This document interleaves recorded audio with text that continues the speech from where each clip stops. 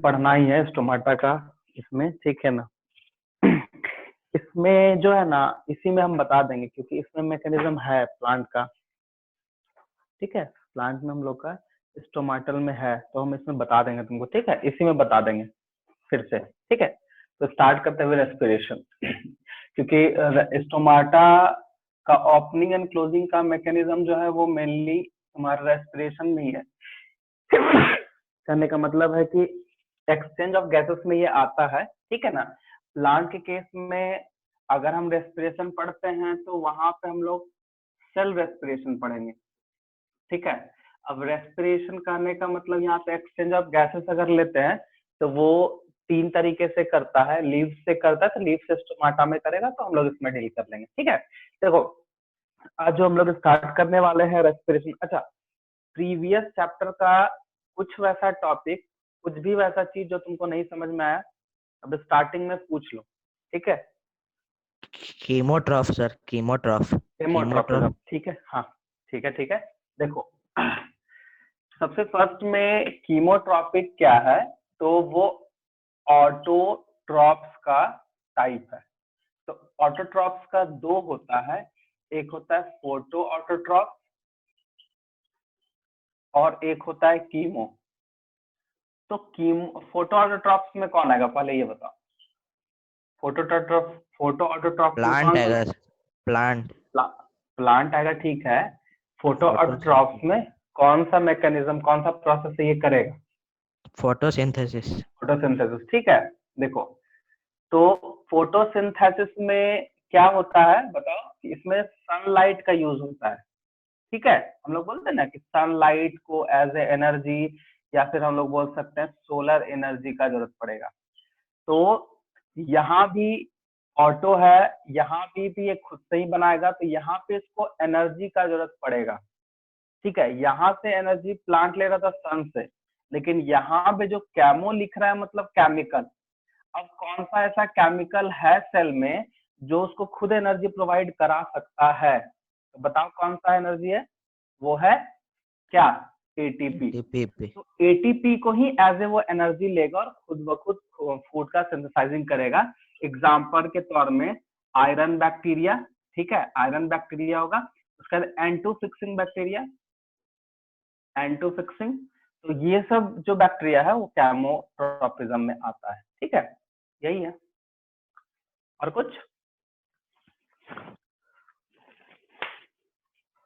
कुछ पूछना है तो बोलो।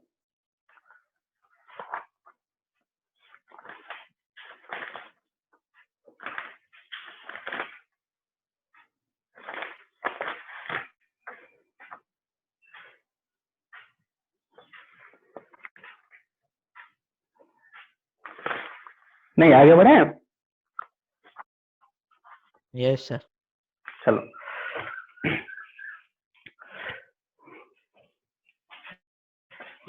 रेस्पिरेशन हम लोग क्यों करते हैं, या फिर रेस्पिरेशन जो है एक इम्पॉर्टेंट प्रोसेस होता है किसी भी ऑर्गेनिज्म के लाइफ सर्वाइविंग में, वो बहुत इंपॉर्टेंट रोल प्ले करता है। आखिर ऐसा क्यों बोलते हैं, क्योंकि रेस्पिरेशन कहने का मतलब है, आई मीन रेस्पिरेशन अगर प्रोसेस होगा तो इसका काम होता है ऑक्सीडाइज कराना।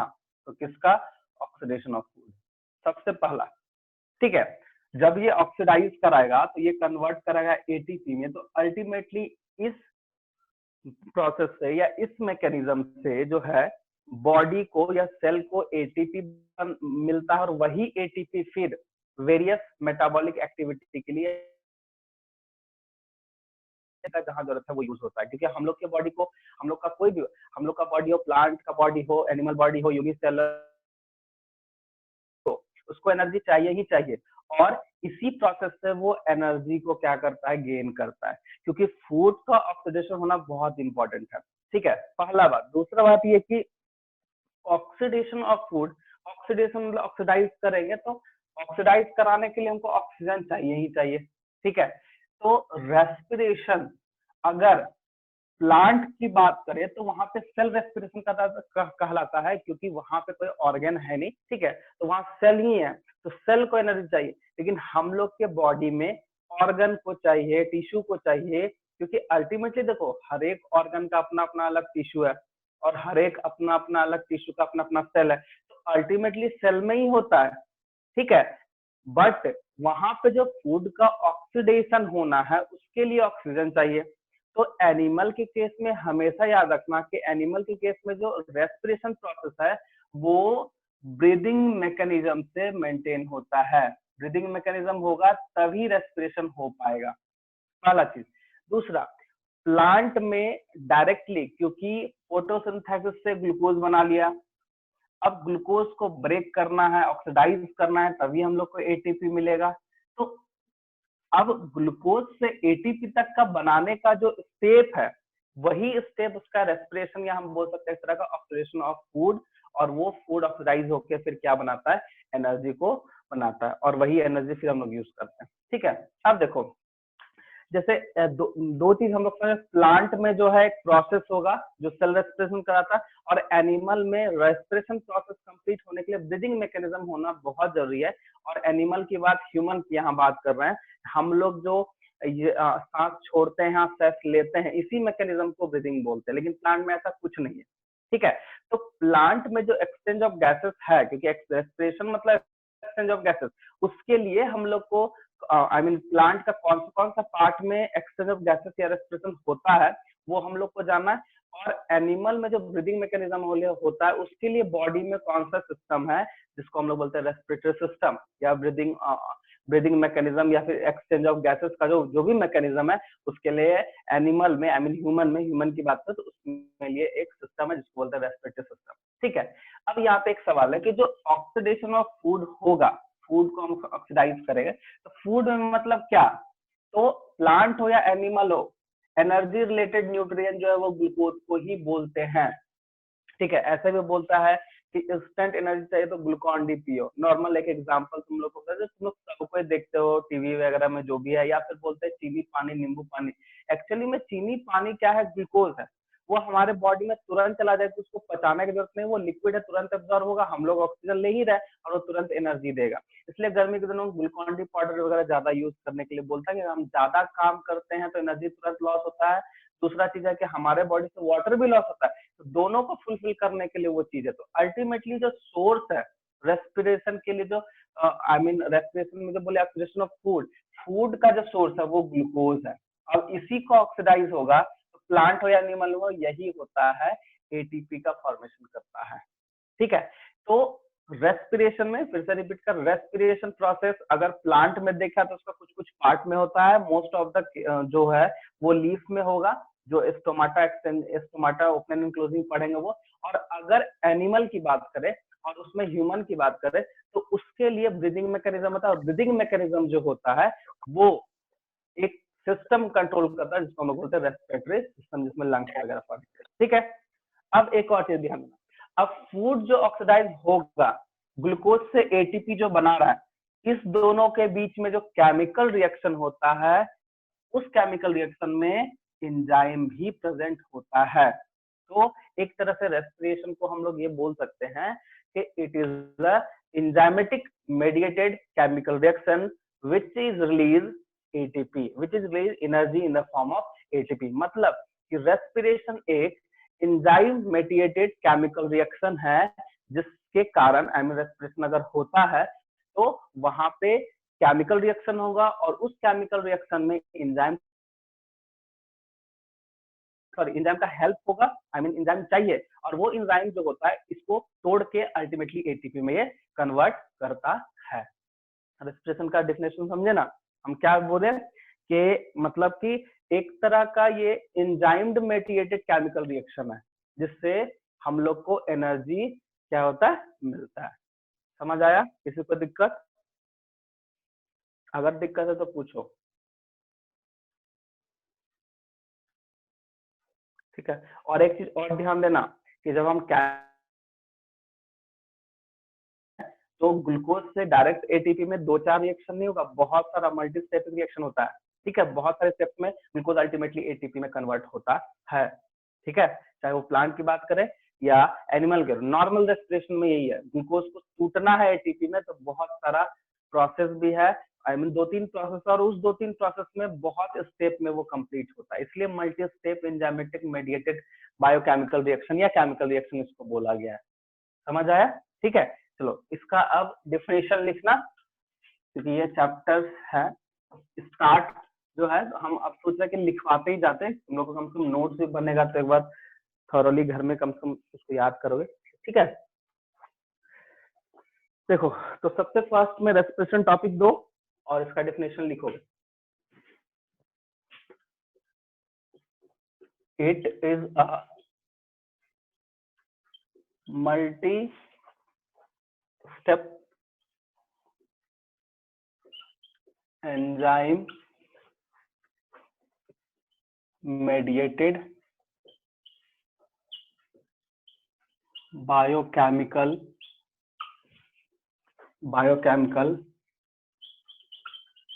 process of oxidative breakdown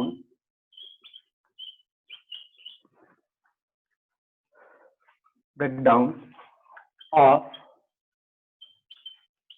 organic compound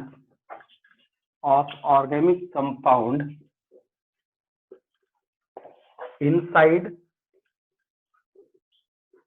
living cell, releasing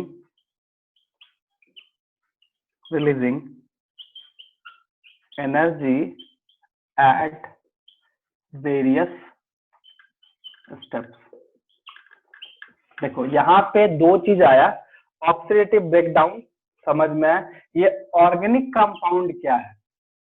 ठीक है, तो रेस्पिरेशन क्या केमिकल रिएक्शन है, तो रिएक्शन के लिए कोई तो वैसा मॉलिक्यूल चाहिए जिससे वो रिएक्ट करे, तो सबस्ट्रेट के तौर पे वो ऑर्गेनिक कंपाउंड को ले रहा है। और नेक्स्ट जो पॉइंट है वो ये रेस्पिरेटरी सबस्ट्रेट, ये कौन कहलाएगा, जो ऑर्गेनिक कंपाउंड है वही है, और वो ऑर्गेनिक कंपाउंड क्या है, ग्लूकोज है। ठीक है, उसके बाद अगर हम रेस्पिरेटरी गैसेस लिखते हैं, रेस्पिरेटरी गैसेस, तो इसमें दो ही आता है, CO2 एंड O2, ये दो चीज आता है। ठीक है, तो ये पॉइंट लिख सकते हो, समझे।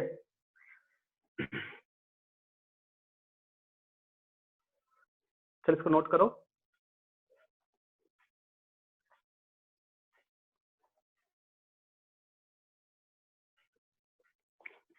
और इसका इक्वेशन, ठीक है, इसको समझना, H12 C6H12O6 प्लस 6O2, और ये है एंजाइम, ये है एंजाइम्स, और यहाँ पे 6CO2 6H2O प्लस 38 ATP का फॉर्मेशन होता है, और ये रिलीज हो जाएगा। ठीक है, चलो CO2 भी रिलीज होगा, I am sorry ATP release नहीं होगा, सॉरी CO2 रिलीज हो जाएगा, ATP तो वही स्टोर होगा। ठीक है, इसको नोट करो, इसके बाद हम इसका कुछ और चीज बताते हैं, क्योंकि रेस्पिरेशन में भी कुछ है।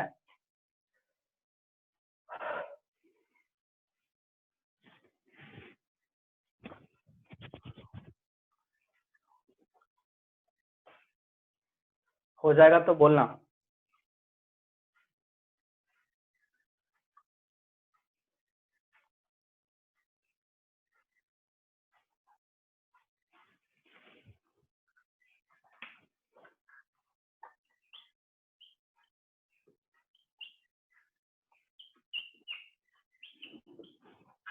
हो गया?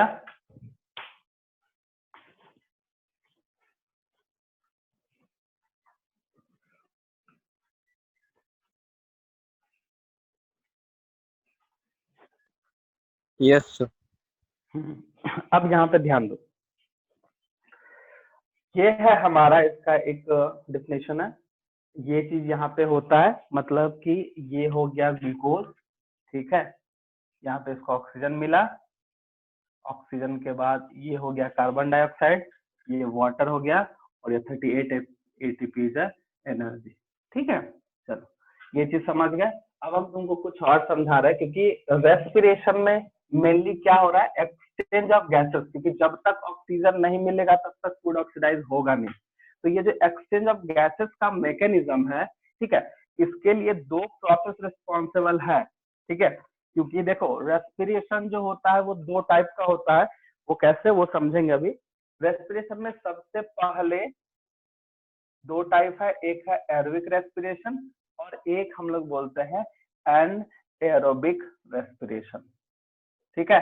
इस दोनों में डिफरेंस के हिसाब से हम लोग को हम बता रहे हैं, क्योंकि ये क्वेश्चन पूछता है, समझे। तो रेस्पिरेशन, ये एरोबिक रेस्पिरेशन एक ऐसा रेस्पिरेशन है जिसमें कोई भी ऑर्गेनिज्म ऑक्सीजन के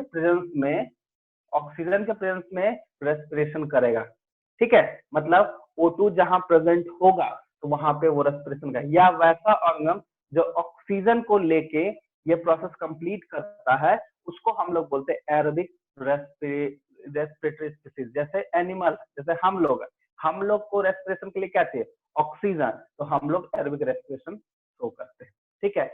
और एनारोबिक में क्या होता है, एब्सेंस ऑफ ऑक्सीजन, मतलब ऑक्सीजन नहीं भी रहेगा तो वहां पे वो रेस्पिरेशन प्रोसेस या रेस्पिरेशन मैकेनिज्म,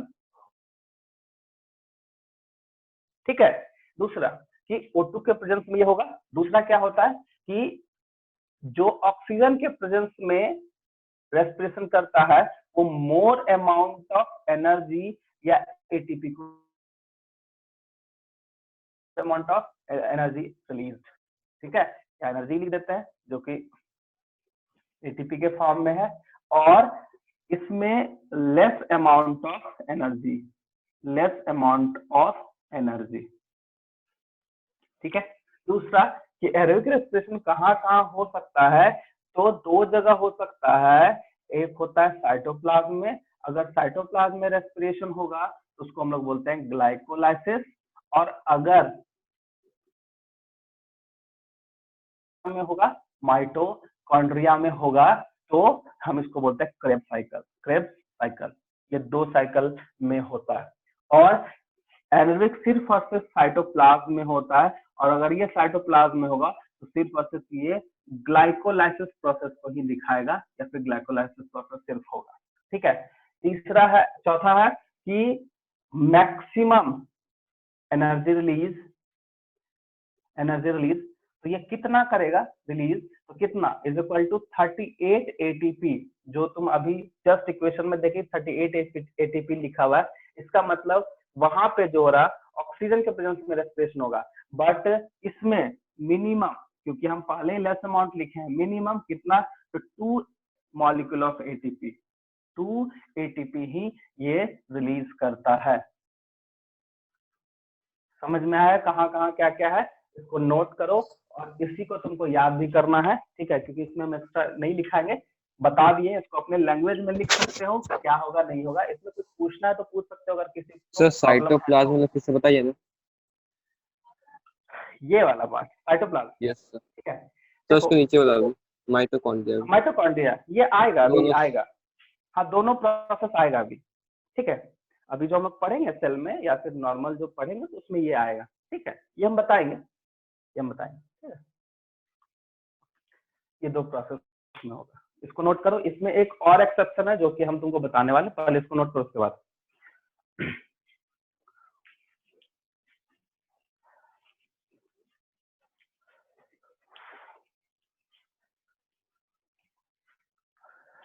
एक्चुअली ये दो जो भी पूछे हो, ये दोनों प्रोसेस में पूरा रेस्पिरेशन होता है, ठीक है ना, वो दोनों बताएंगे अभी। प्लांट में भी एनिमल में भी दोनों होगा। प्लांट और एनिमल सेल में ही होता है, बट एनिमल के केस में ब्रीदिंग मैकेनिज्म से एक्सचेंजिंग करेगा, और वहां पे मेन एक्सचेंजिंग ऑफ गैसेस भी इसमें बहुत इंपॉर्टेंट है, क्योंकि ऑक्सीजन पहुंचाना तो एक्सचेंज करना ही पड़ेगा, यही चीज है। इसको नोट करो, नोट करेगा तो बताना।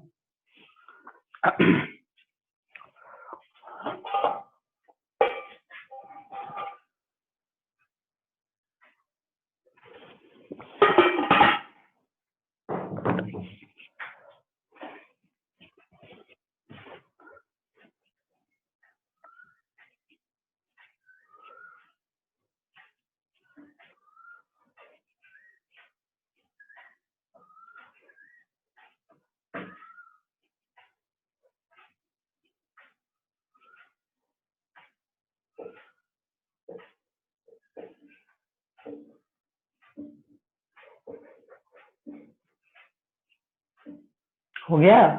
थोड़ा हाथ चलाओ जल्दी जल्दी। हो गया सर। हो गया, चलो ठीक। बेटा किसी का छूट तो नहीं रहा है? हेलो? No sir. हाँ ठीक है, मिटा रहा है। अब देखो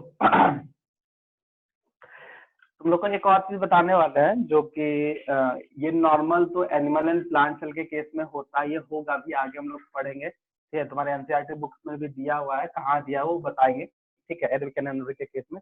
अब देखो, अगर एन एरोबिक की बात करते हैं और अगर एन एरोबिक के केस में माइक्रोब्स का हेल्प आ जाए, मीन माइक्रोब्स अगर ऐसा कर रहा है, माइक्रोब्स अगर कर रहा है, तो इसी प्रोसेस को हम लोग फर्मेंटेशन बोलते हैं, फर्मेंटेशन।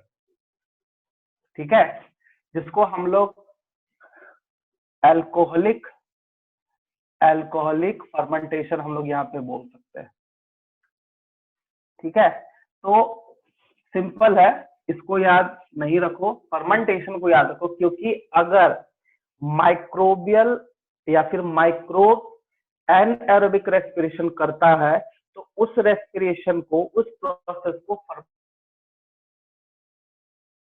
करने का मतलब फर्मेंटेशन एक ऐसा प्रोसेस है जिसमें वैसा ही माइक्रोब यूज में आता है जो विदाउट ऑक्सीजन में रेस्पिरेशन करता है। क्योंकि फर्मेंटेशन प्रोसेस में अगर ऑक्सीजन का हेल्पिंग हो गया तब तो जो हमको बनना चाहिए, जो हमको मिलना चाहिए, वो कभी नहीं मिलेगा। और जब ये फर्मेंटेशन करता है without absence of, I mean oxygen के एब्सेंस में, तो या तो वो अल्कोहल बनाएगा और या तो वो एसिड्स बनाता है, एसिड, ये दो चीज बनाता है।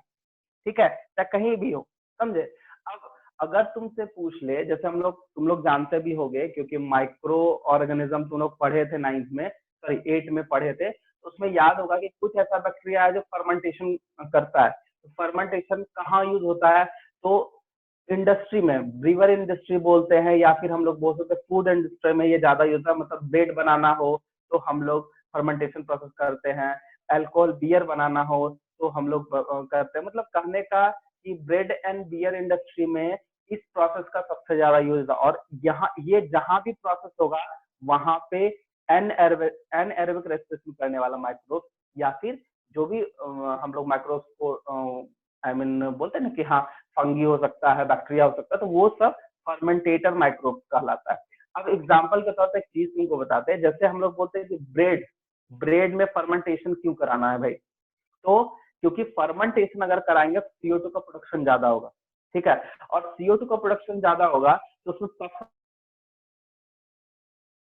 बोलते हैं वो आता है। ठीक है, तो फर्मेंटेशन इसलिए है। दूसरा, अल्कोहल इंडस्ट्री में अल्कोहल बनाना है हमको, तो कैसे बनेगा? तो वहां पे केमिकल रिएक्शन कराना होता है और उसी केमिकल रिएक्शन को हम लोग फर्मेंटेशन बोलते हैं। होता क्या समझना है इसमें, जैसे हम लोग सबसे पहले नॉर्मली देखो, एक चीज तुमको बताते हैं, जनरल नॉलेज है, ठीक है, ये नॉर्मल ध्यान रखना चाहिए। जैसे बियर की बात करते हैं तो बियर का जो आई मीन बनाते वो कैसे बनाते हैं, तो जितना भी सेलुलोजिक कंटेनिंग फूड है या माल्टोज है या ग्लूकोज है, जैसे सीरियल्स हो गया या मेज हो जाता है, गेहूं हो जाता है, ये सब को लेके उसको हम पानी में देके छोड़ देते हैं। पानी में जब पानी उस पर डालते हैं या फिर हम लोग बोलते हैं पानी में देके जब छोड़ते हैं वहां पे, तो वहां पे माइक्रोब ग्रो करता है, mainly east and bacteria, mainly east करता है। और वो ईस्ट क्या करता है, उस जो भी कंपोनेंट है, आई मीन जो भी कार्बोहाइड्रेट्स है, माल्टोज या ग्लूकोज जो भी है, उसको कन्वर्ट अल्टीमेटली वो इथाइल अल्कोहल में करता है, तो अल्टीमेटली अल्कोहल वहां बना रहा है। ठीक है, तो सोचो कि एक कंटेनर लिए, हम वहां पे सेलुलोजिक कंटेनिंग फूड डाले और हल्का सा पानी डाले, थोड़ा दिन के बाद वो फर्मेंटेट हुआ, तो फर्मेंटेट होने के लिए वहां पे ऑलरेडी कोई माइक्रोब ग्रो करेगा जो फर्मेंटेट कर रहा है। तो वही फर्मेंटेशन, वो जो माइक्रोब ग्रो कर रहा है, जो वहां पे ग्रो हो रहा है, तो उसके लिए उसको रेस्पिरेशन करना है, तो वहां पे जो रेस्पिरेशन है वो एनएरोबिक रेस्पिरेशन शो करता है। ठीक है, इसीलिए फर्मेंटेशन के केस में एनएरोबिक माइक्रोब या फिर हम लोग बोलते हैं माइक्रोवेल एक्शन अगर हो रहा है कहीं पर और वहां पे ऑक्सीजन नहीं है, तो वैसा प्रोसेस में फर्मेंटेशन को हम लोग लेते हैं। ठीक है, या तो वो अल्कोहल या तो एसिड बनाएगा, ये कैसे बनाएगा ये भी बता सकते हैं, क्योंकि O2 के एब्सेंस में अगर कुछ भी होना है ना, तो एक तो फर्मेंटेशन माइक्रोबियल बताए, उसके अलावा बहुत ऐसा बॉडी में सेल है या फिर बहुत ऐसा पार्ट है बॉडी में जहाँ अगर ऑक्सीजन का कमी हो गया तो वहां पे एसिड बना देता है, वो हम लोग आगे पढ़ेंगे। इसको तुम लोग नोट कर सकते हैं। इसको हम लोग माइक्रोबियल एरोबिक रेस्पिरेशन बोलते हैं, एनारोबिक रेस्पिरेशन बोलते हैं, या फर्मेंटेशन। इसको नोट कर लो, ठीक है, ये काम आएगा बाद में।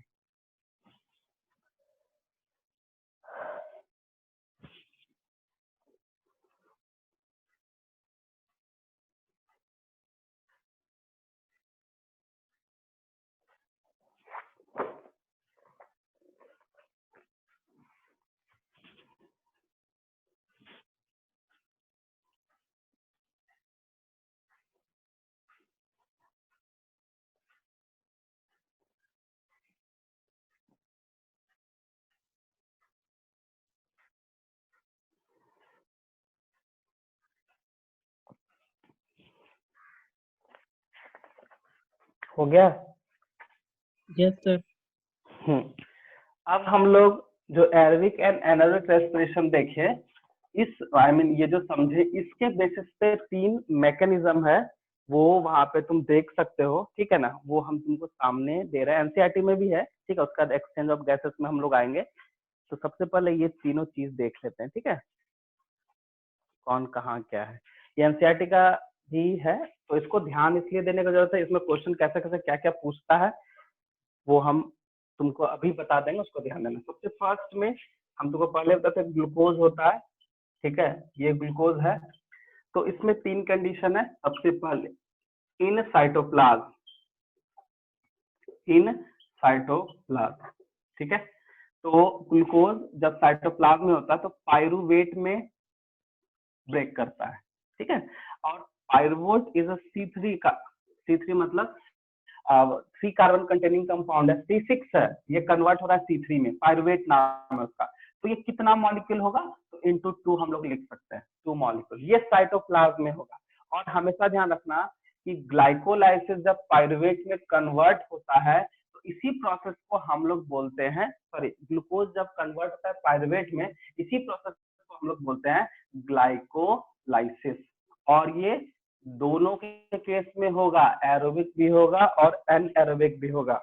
तो जब हम एरोबिक की बात करते हैं तो ध्यान से समझना, क्योंकि यहाँ पे एनर्जी जो है तुमको 38 एटीपी भी वहां पे काउंट करना है, ठीक है, एरोबिक के केस में।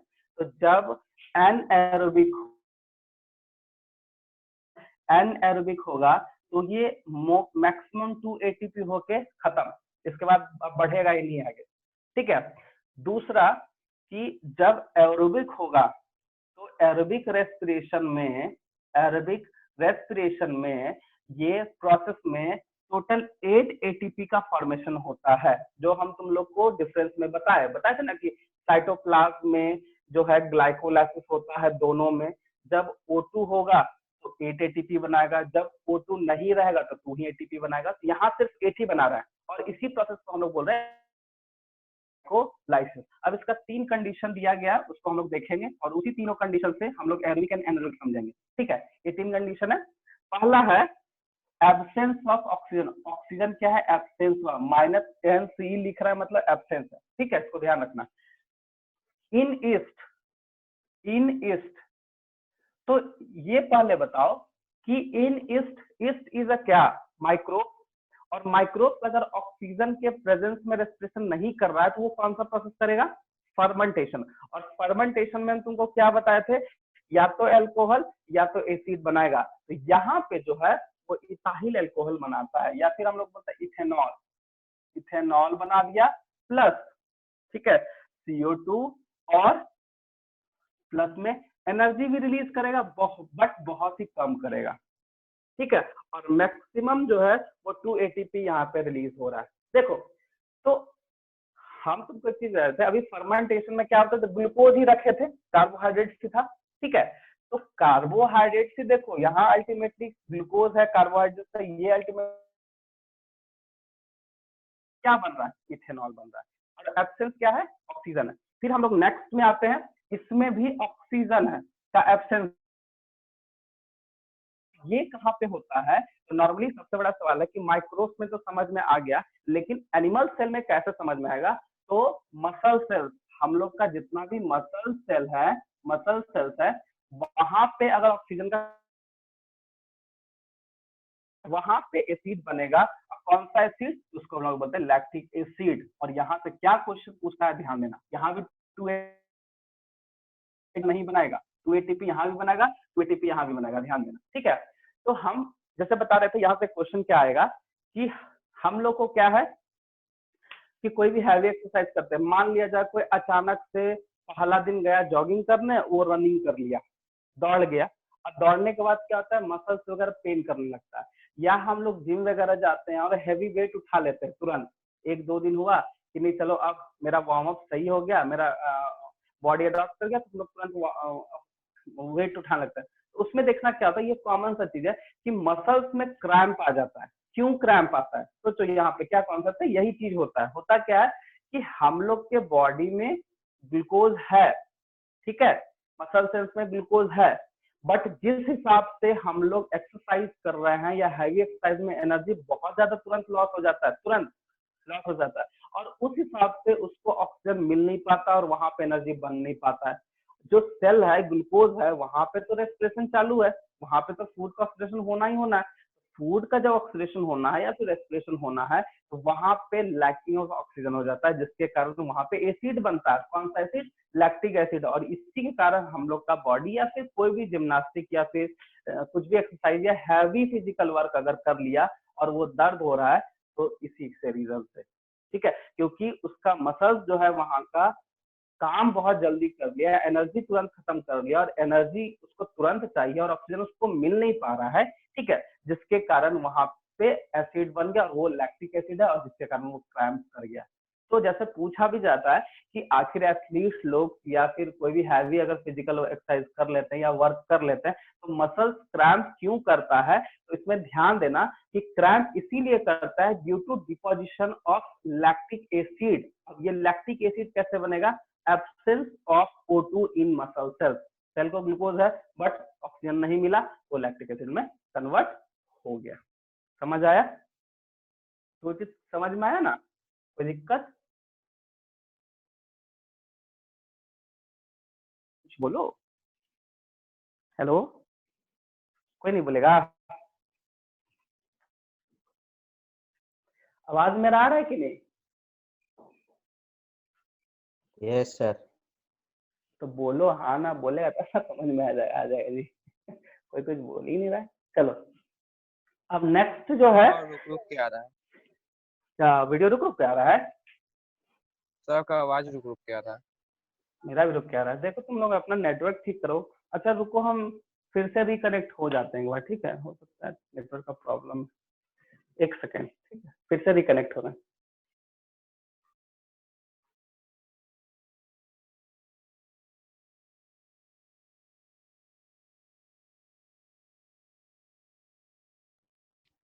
Khatri. Hello, yes sir. Yes sir. अब आ रहा है? ठीक आ रहा है आवाज? Yes sir. Yes sir. कुछ ऐसा नहीं ना कि मतलब तुमको दिख नहीं रहा है तो पूछ लेना थोड़ा, ठीक है? चलो, अब जो नेक्स्ट जो तीसरा स्टेप है वो है हमारा क्या? माइटोकॉन्ड्रिया। माइटोकॉन्ड्रिया। अब यहाँ पे जो भी पूछे थे कि माइटोकॉन्ड्रिया में क्या होता है, समझ। माइटोकॉन्ड्रिया में प्रेजेंस ऑफ या प्रेजेंस ऑफ ऑक्सीजन हो गया।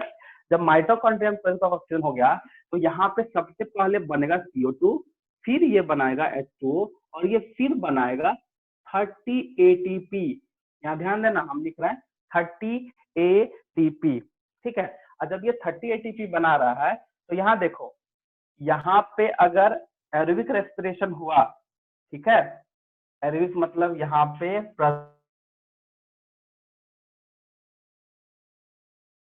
रहा है, तो यहाँ पे 8 आया और यहाँ पे 30 आया, तो अगर दोनों को हम लोग यहाँ पे जोड़ते हैं तो कितना हो गया? 38 ATP। तो जब एक ग्लूकोज ऑक्सीजन के हेल्प से वो रेस्पिरेशन करता है, ग्लूकोज से पायरुवेट कन्वर्ट होता है, जिसको ग्लाइकोलाइसिस बोलते हैं। ये पायरुवेट माइटोकॉन्ड्रिया में चल जाता है, और माइटोकॉन्ड्रिया में पायरुवेट जब माइटोकॉन्ड्रिया में एटीपी को कन्वर्ट करता है, एटीपी में कन्वर्ट करता है, तो इसी प्रोसेस को हम लोग बोलते हैं क्रेब साइकिल, ठीक है? और यही क्रेब साइकिल जो होता है अल्टीमेटली 30 ATP करेगा। तो सोचो, हम में सबसे पहले अगर ग्लूकोज लेते हैं तो वो सेल में पहले ग्लाइकोलाइसिस करेगा और 8 एटीपी, फिर वो पायरुवेट में जो कन्वर्ट है वो फिर चला जाएगा माइटोकॉन्ड्रिया में, और माइटोकॉन्ड्रिया में जो एनर्जी रिलीज होता है वो टोटल 30, और ये दोनों को मिला देते हैं 38 एटीपी, और हम लिखे भी कि एरोबिक रेस्पिरेशन मैक्सिमम 38 एटीपी ये रिलीज कर सकता है या करता भी है। ठीक है, तब आप समझ में तुम लोग को आ गया होगा कि रेस्पिरेशन में ऑक्सीजन के प्रेजेंस में ऐसा क्यों हुआ और एब्सेंस ऑफ ऑक्सीजन के प्रेजेंस में ऐसा क्यों हुआ। ये चीज समझ में आया? किसी को कुछ दिक्कत है यहाँ पे पूछ सकते हो। और इसको नोट भी कर लो, ठीक है, कहाँ क्या स्टेप होगा वो सामने है, वो लिख लेना, क्योंकि तुम लोग कंफ्यूज ना हो जाओ कि ग्लूकोज से पायरुवेट को ग्लाइकोलाइसिस एंड पायरुवेट से एटीपी में जो कन्वर्ट हो रहा है, इस प्रोसेस, ये प्रोसेस माइटो भी, बट इसको अभी लिख लो ताकि समझ में आ जाएगा। ठीक है, कर लो नोट।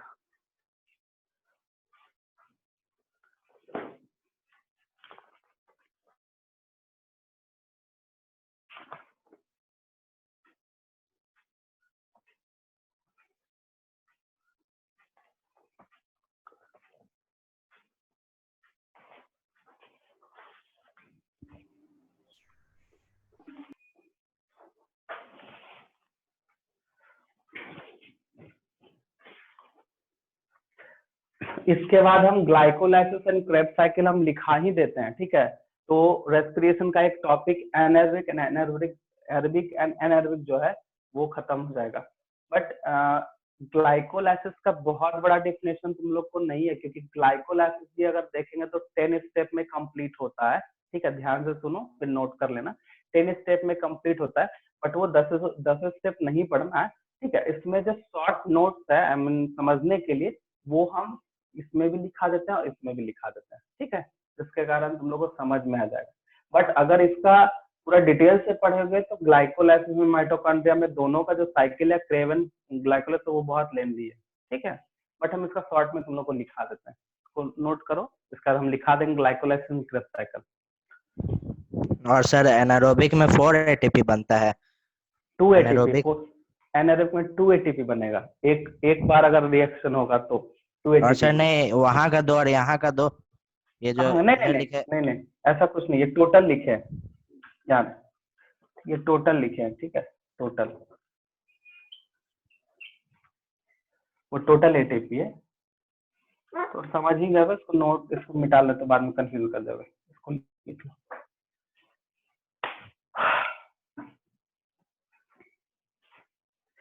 नोट कर लोगे, हो जाएगा। हाँ, और ये एनसीईआरटी में है, इसको देख लेना, ये जो तीनों इक्वेशन हम लिखाए हैं ना, ठीक है, ये तीनों एनसीईआरटी में दिया हुआ है अच्छे से, कहाँ क्या है नहीं है वो दिख जाएगा।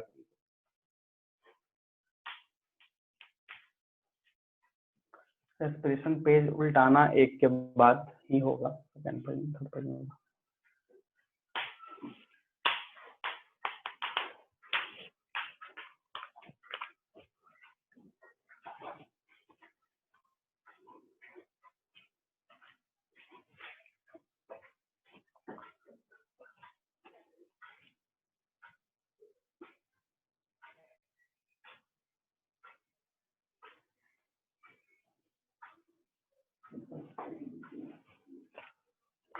कम हो जाएगा नोट तो बताना।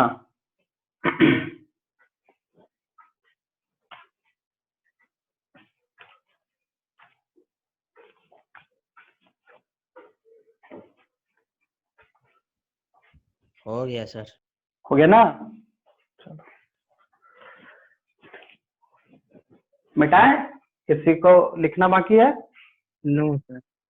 चलो ठीक है, मिटा रहे हैं। अब हम इसमें ग्लाइकोलाइसिस एंड क्रेब्स साइकिल अभी लिखा देते हैं, आज ये टॉपिक कंप्लीट हो जाएगा। तो नेक्स्ट क्लास से फिर हम लोग प्लांट रेस्पिरेशन और एनिमल रेस्पिरेशन में जो भी है हम लोग आगे पढ़ेंगे। तो सबसे पहले टॉपिक लिखो ग्लाइकोलाइसिस। ठीक है, लिखो ग्लाइकोलाइसिस।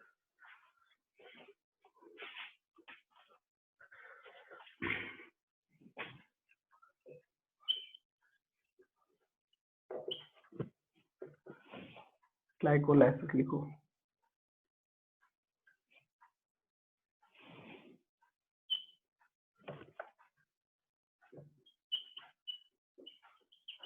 ग्लाइकोलाइसिस और ईएमपी, देखो पूरा कैपिटल है ईएमपी। एक्चुअली में ईएमपी का मतलब है कि ये साइंटिस्ट का नाम था, ये 3 साइंटिस्ट मिलके इसको डिफाइन किया था। तो लिख लो एम्बिडेन comma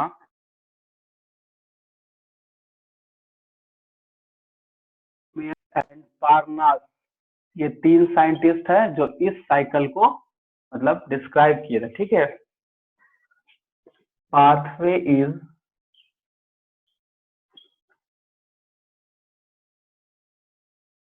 the first step of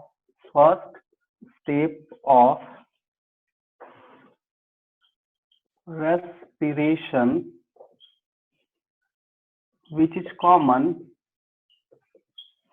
which is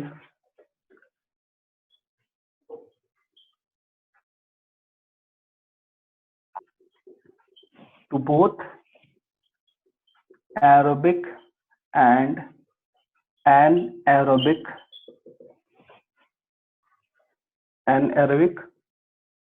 respiration।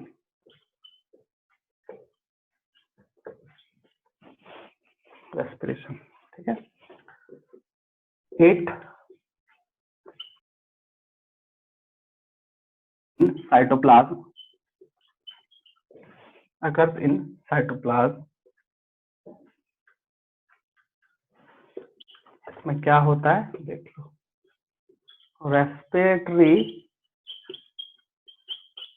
substrate is double phosphorylated before it undergoes lysis to produce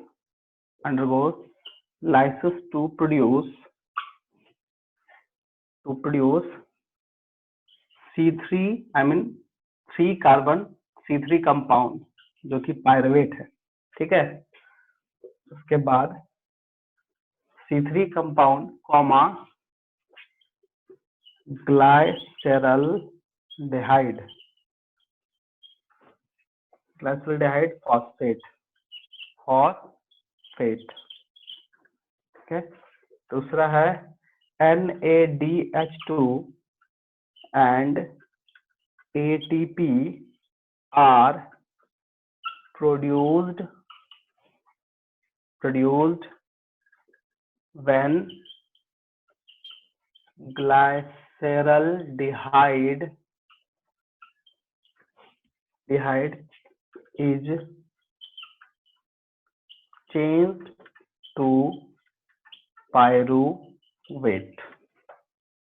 ठीक है, चेंज टू पायरुवेट, इसको नोट करो, आगे भी इसका है चेंज टू पायरुवेट।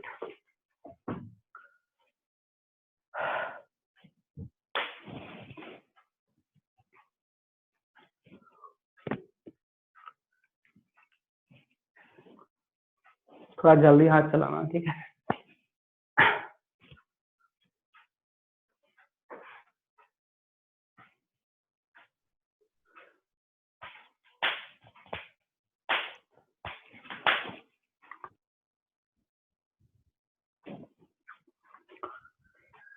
आखिरी का एक और बार बता दीजिए ना सर, NADH2।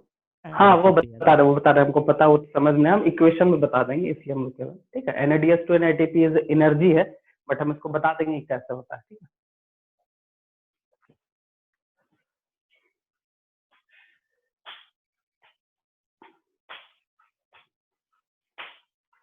नोट कर लिए? Yes sir. ठीक है, अब जो है इसका नेक्स्ट जो स्टेप है वो लिखना है।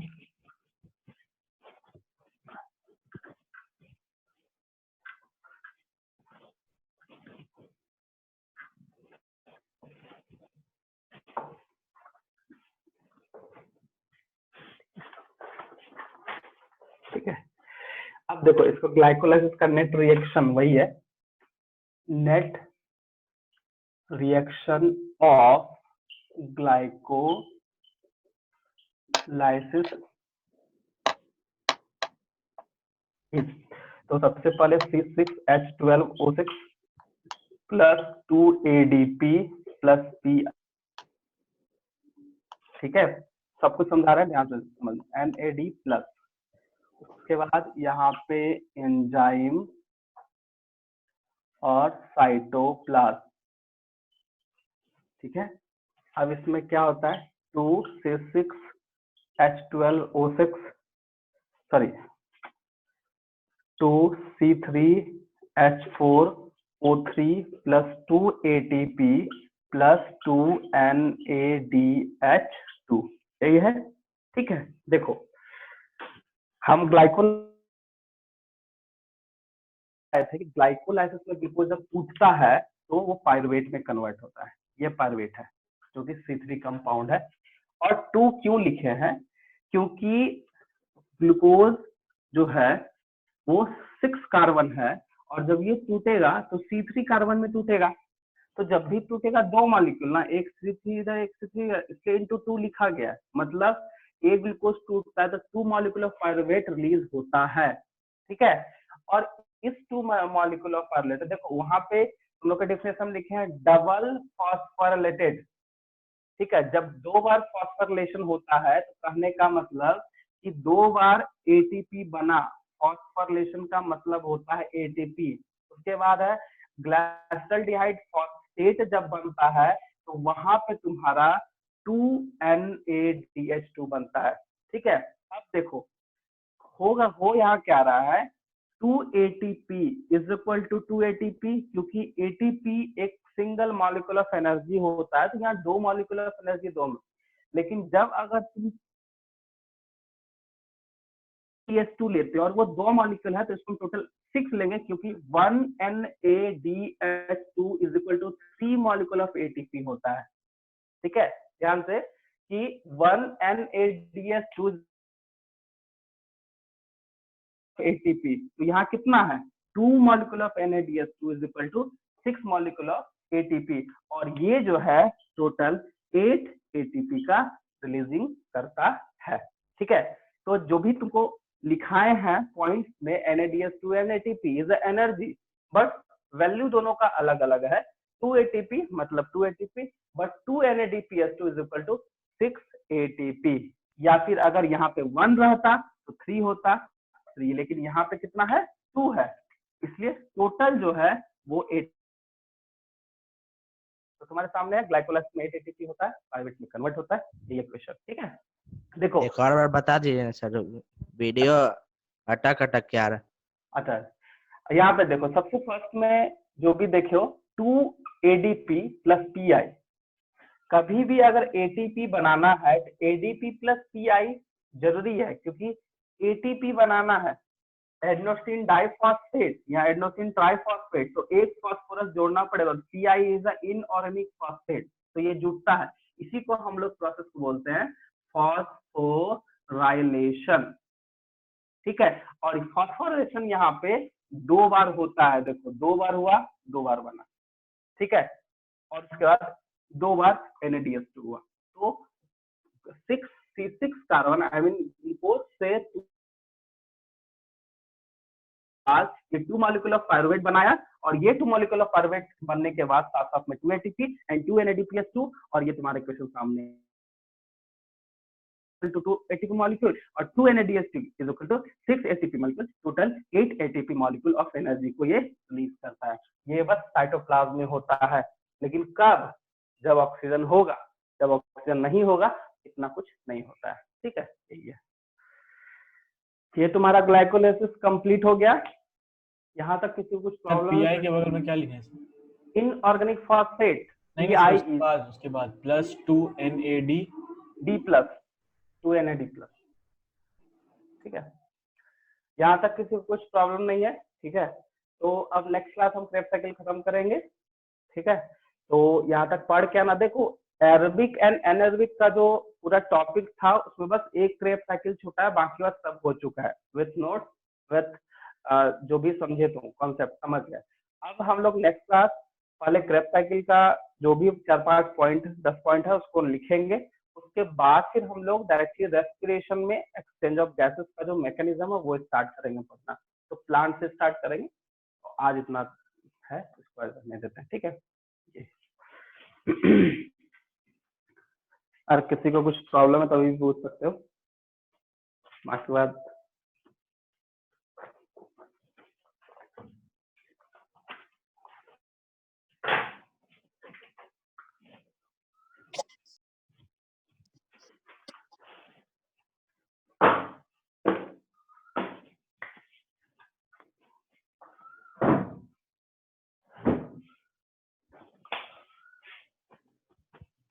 हो गया। ग्लाइकर ऑल्डिहाइड क्या है सर? ग्लाइकर ग्लाइसर ऑल्डिहाइड। ग्लाइसरल डिहाइड है। हाँ सर, क्या है वो? एक्चुअली क्या है ना कि ग्लूकोज और पायरुवेट के बीच में एक इंटरमीडिएट फॉर्म आता है जिसको ग्लाइसरल डिहाइड बोलते हैं, ठीक है, समझे। और वही ग्लाइसरल डिहाइड फिर पायरुवेट में कन्वर्ट होता है। इंटरमीडिएट समझते हो ना, किसी भी दो होता है इंटरमीडिएट, वही वो ग्लाइसरल डिहाइड है, ठीक है।